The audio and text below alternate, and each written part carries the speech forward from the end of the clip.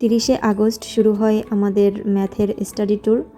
আর আমরা ট্যুরে গিয়েছিলাম চিটাগং সহ বান্দরবান এবং বান্দরবানের বেশ কিছু সুন্দর জায়গায়। তো আজকের এই ব্লগে আপনাদের সাথে খুলনা থেকে বান্দরবান যাওয়ার এই সুন্দর জার্নিটা শেয়ার করব।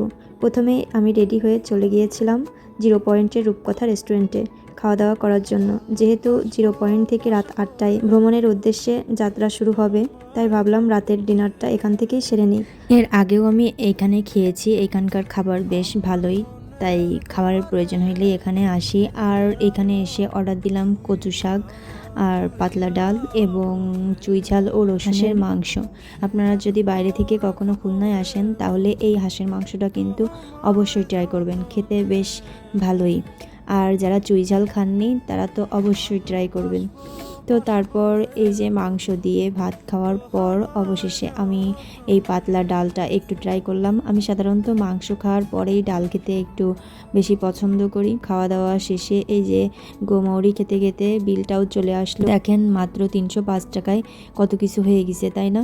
তো তারপর বাঙালি বোঝেন তো, এই যে কিছু গোমৌরি ঢেলে নিচ্ছিলাম যাতে বাসে উঠে খারাপ লাগলে এগুলো খেতে পারি। খাওয়া দাওয়া শেষ করে আবার জিরো পয়েন্টের দিকে রওনা হলাম। ব্যাচমেট এবং টিচারের প্রত্যেকেরই একই জায়গায় এসে একত্রিত হওয়ার কথা ছিল, তাই হাঁটতে হাঁটতে তাদের কাছে পৌঁছে গেলাম। সবাই একই জায়গায় হয়ে ঠিক রাত 8টায় আমাদের বাসযাত্রা শুরু হলো। খুশি আনন্দ করতে করতে অর্ধেকটা পথ অলরেডি শেষ হয়ে গেল। আর আমরা বিরতিতে একটু ওয়াশরুমে যাওয়ার জন্য এবং চা কফি খাওয়ার জন্য নামলাম। এরপর সেগুলোও শেষ করে আবারও যাত্রা শুরু হলো। সাধারণত আমি বাসে উঠলে কেন জানি আমার অতিরিক্ত ঘুম আসে, কিন্তু যেহেতু ঢাকার উদ্দেশ্যে যাওয়া হচ্ছে তাই পদ্মা সেতু না দেখলে তো হবে না, এই জন্য একটু ঘুমাচ্ছিলাম। আবার উঠে দেখছিলাম যে পদ্মা সেতু চলে আসলো কিনা। তো তারপর এই যে অবশেষে পদ্মা সেতুর উপর দিয়ে আমরা যাচ্ছিলাম এবং দাঁড়ানোর সময়টা ছিল অসাধারণ। কুমিল্লায় এসে আবারও গাড়ি থামানো হয় এবং এখানে একটা রেস্টুরেন্টে খাওয়া দাওয়া করার জন্য। তবে এখানকার এই রেস্টুরেন্টটা আমার একদমই পছন্দ হয়নি। তাদের ব্যবহারও অতিরিক্ত রুড ছিল এবং খাবার দাবারের দামও একটু বেশিই ছিল, হয়তো অন্য কোনো অপশন ছিল না তাই।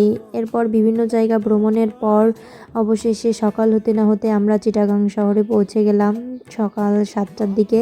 তারপর সেখান থেকে আবার বাসে এবং ইজিবাইকে করে আমরা বান্দরবান পৌঁছে গেলাম এবং বান্দরবান এসে আমরা এখানকারই একটা হোটেলে উঠেছিলাম যেটার নাম ছিল হোটেল গার্ডেন সিটি।